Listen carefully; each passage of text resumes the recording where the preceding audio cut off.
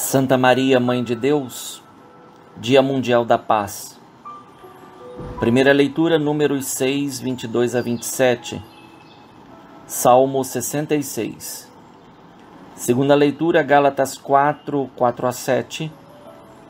Evangelho, Lucas 1, 16 a 21. No centro desta solenidade não está Maria, mas o Verbo encarnado, nela gerado e dela nascido, verdadeiro Deus e verdadeiro homem.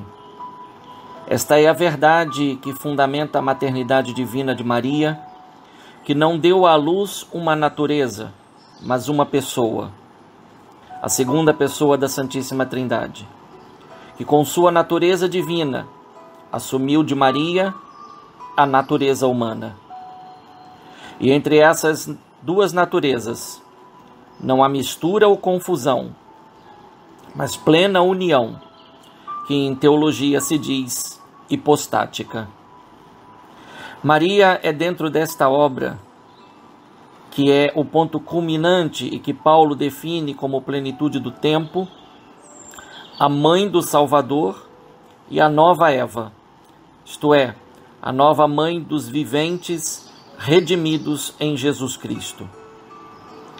É uma solenidade que pertence aos primórdios da liturgia.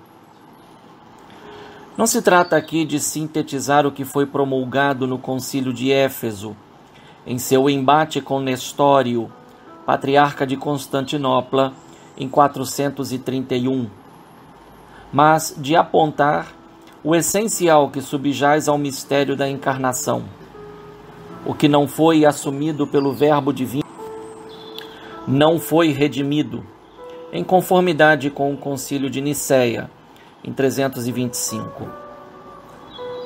A melhor forma de honrar Maria é aceitar Jesus e, como ela instruiu nas bodas de Caná da Galileia, fazer tudo o que ele disser. João 2,5. E o que ele diz?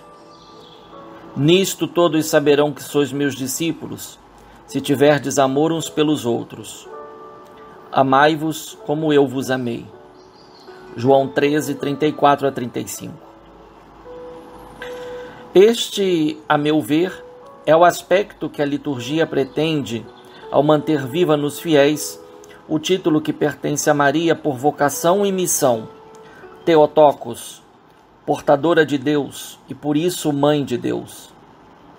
Assim, já de início, é possível perceber a íntima ligação entre a bênção sacerdotal e Maria, que é reconhecida por Isabel como a bendita entre todas as mulheres da terra, isto é, a abençoada pelo fruto bendito que está em seu ventre e que Paulo reconhece que nasceu de uma mulher na plenitude do tempo.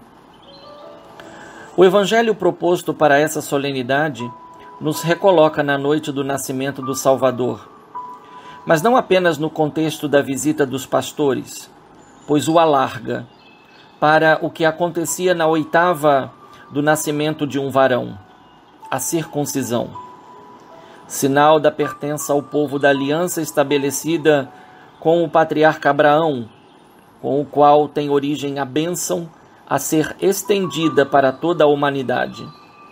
Abençoarei os que te abençoarem, e amaldiçoarei os que te amaldiçoarem. Em ti serão abençoadas todas as famílias da terra. Gênesis 12, 3. A bênção, então, é o reconhecimento que tudo de bom e cada bem tem em Deus a sua fonte. Esta, ao longo da história de Israel, tem jorrado de forma ininterrupta para fecundar e preparar o momento do cumprimento da bênção em plenitude em Jesus Cristo. É no Filho de Deus, visto pelos pastores, e que recebeu o nome de Jesus, isto é, o Senhor salva, que está o grande bem para toda a humanidade. A bênção do Pai, por Maria, para todos os que a acolherem, a exemplo dos pastores. Estes, a partir da obediência ao anúncio do anjo, desempenham dois papéis fundamentais. Primeiro, por aquilo que dizem, pois causam um maravilhamento nos que ouvem, e em Maria, a capacidade de guardar todos os fatos e de meditar sobre eles em seu coração. Segundo, por aquilo que dizem a Deus, glorificam e louvam pelo que viram e ouviram. Os pastores, por um lado, reconhecem que foram abençoados, e por outro lado, se tornam instrumentos da bênção pelo anúncio que fazem.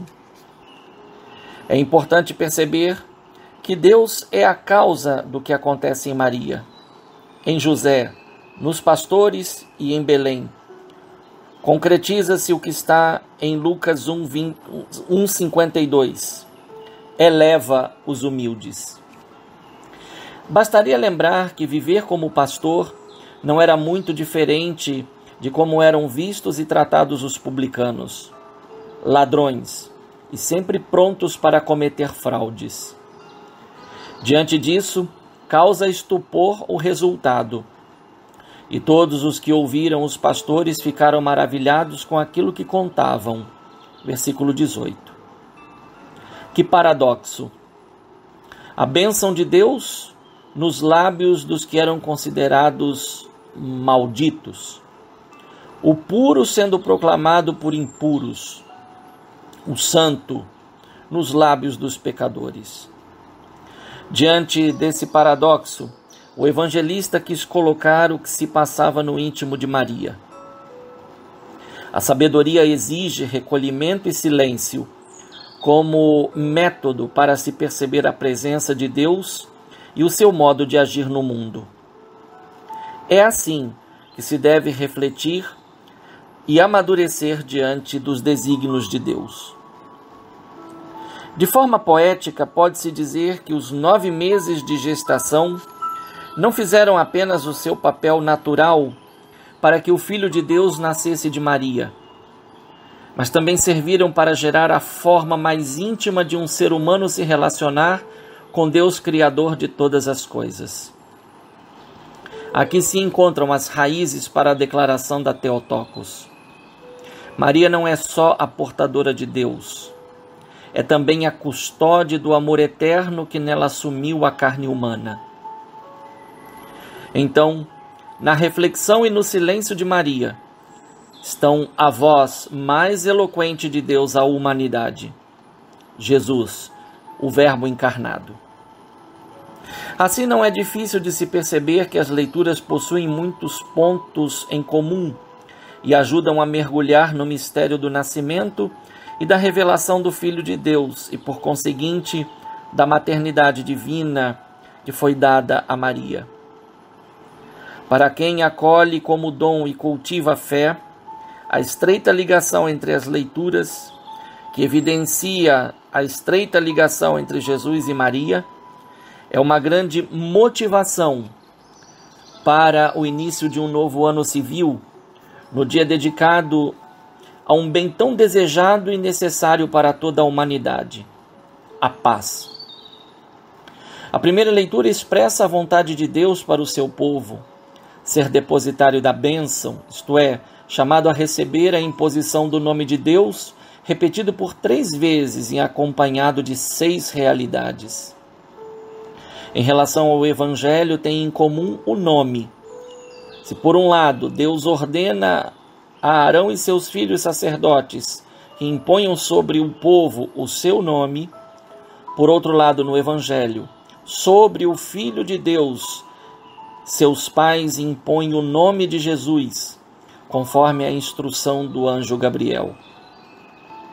Ao olhar para Maria, se reconhece a bendita abençoada do Senhor, pela qual veio ao mundo a inefável bênção de Deus, Jesus, o princípio da paz entre os homens de boa vontade. Jesus, nesse contexto, é o sumo sacerdote da nova aliança, pelo qual se recebe a grande bênção de Deus, a restauração da imagem e semelhança pelo perdão dos pecados. O sentido da bênção recebida conforme a ordem dada a Arão e a seus filhos se torna invocação nos lábios do salmista. Este compreende o que esta bênção acarreta e quais são os seus efeitos sobre a terra, pois provoca mudanças pessoais e sociais naqueles que a ela se abrem e a acolhem. Já a segunda leitura permite penetrar ainda mais na relação entre causa e efeitos.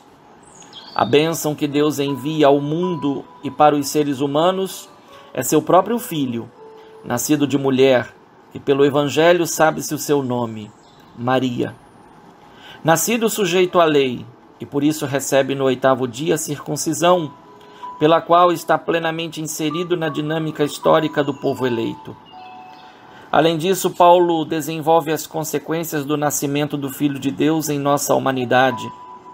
Sujeito à lei, resgatou-nos em nossa sujeição à lei, para nos tornar, pela justificação que vem da fé, filhos no Filho de Deus.